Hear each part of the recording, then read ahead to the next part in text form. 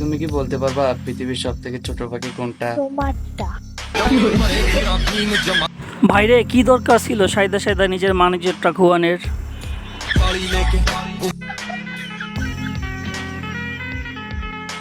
আসলেই বাংলাদেশ এমন একটা দেশ যেখানে 2 মিনিট মন খারাপ করে থাকা অসম্ভব।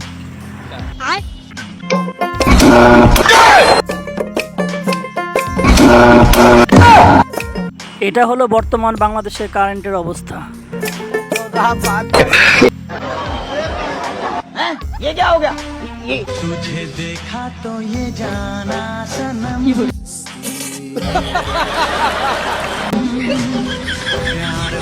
ভাইরে এ যেন গঙ্গার জলে পাপ ধুতে এসে আরেকটা পাপ হয়ে গেল।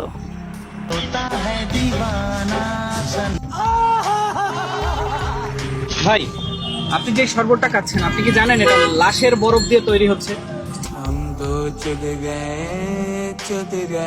ভাইরে এই প্রশ্নটা কি পানি খাওয়ার আগে বলা যাইতো না? এখন তো না পারতাছে পানি গিলতে, না পারতাছে ফালাইতে।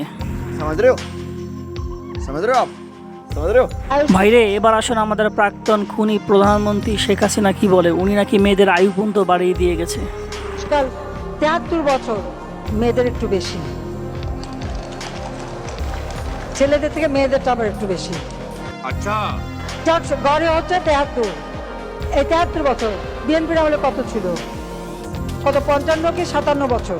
আমি বলুম না, আমার শরম করছে। সেটাকে আমরা 58 বছর এরকম ছিল, আজকে 73 বছর আমরা উন্নীত করতে সক্ষম হয়েছি। এবার বোঝেন আমরা কোন লেভেলের একজন প্রধানমন্ত্রীকে হারিয়েছি যে মানুষের আয় পর্যন্ত নিয়ন্ত্রণ করতে পারত। শুধু শুধুই কি তার নেতা কর্মীরা তাকে ওলি আল্লাহর দরজা দিয়েছিল?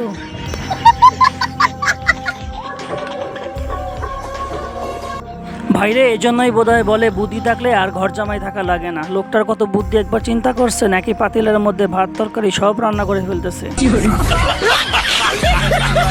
ভারতে গরুর দুধকে পেছনে ফেলে দিয়েছে গোমূত্রের দাম। গত 3-4 বছরে তুঙ্গে উঠেছে গোমূত্রের বিক্রি।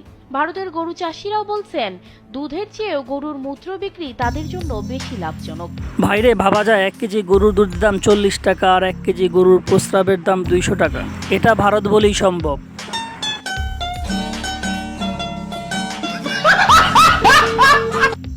বন্ধুরা, একদিকে আওয়ামী লীগকে নিষিদ্ধ করা হলো, আরেকদিকে আমল লীগ নামে নতুন রাজনৈতিক দলের উদ্ভব হলো।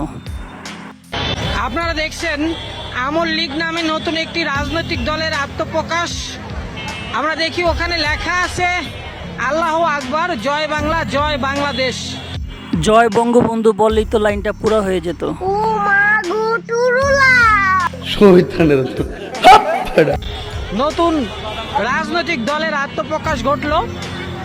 এই নতুন রাজনৈতিক দল তারা দাবি করছে যে সারা বাংলাদেশে তারা অভূতপূর্ব উন্নয়ন এনে দিবে, যেই উন্নয়ন এর আগে কেউ কখনো আনেনি। তো বন্ধুরা, আপনারা আবারও উন্নয়নের জোয়ারে ভাসার জন্য প্রস্তুত হয়ে যান।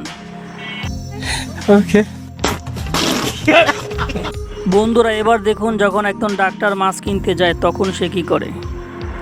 लेकिन ये साला कर क्या रहा है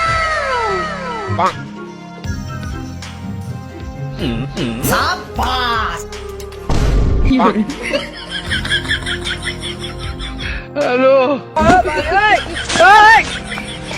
मेरा कोई कुछ भी नहीं बिगाड़ सकता दोस्तों, क्योंकि मेरा सब कुछ पहले से ही बिगड़ा हुआ है। প্রেমিকাকে বিয়ে করে ঘরের বউ বানাবেন বলে পালিয়ে বন্ধুর বাড়িতে আশ্রয় নিয়েছিলেন হাসান। সেখানে আশ্রয় নিয়ে পরিকল্পনা অনুযায়ী বিয়ের উদ্দেশ্যে কাজীকে ডাকতে প্রেমিকাকে বন্ধুর কাছে রেখে বেরিয়ে যান তিনি। এই সুযোগ কাজে লাগিয়ে বন্ধুর প্রেমিকাকে নিয়ে চম্পট দেয় ইলিয়াস। এই যেন বিড়ালের কাছে খাবার পাহারা দেওয়ার সেই গল্পের মতো ঘটনা। বন্ধু, তোর এই উপকার আমি কোনোদিনও ভুলতে পারবো না। এরকম একটা চিঠি লিখে যাওয়া উচিত ছিল ছেলেটির।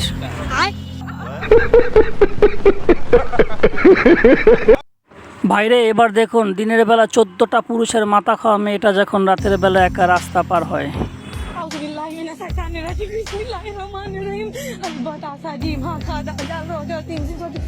আল্লাহ তুমি আমাকে বাঁচায় আল্লাহ।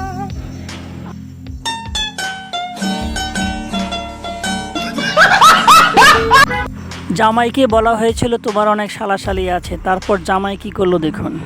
ओ भाई रे भाई ओ पैनल में यार घुसाई से ये सब क्या देखना पड़ रहा है मामून भाई लचाई से ओ नौलो के तोड़ा तेजस्वी लोग हैं हमारे पास, कितने शानदार विचार रखते हैं जी।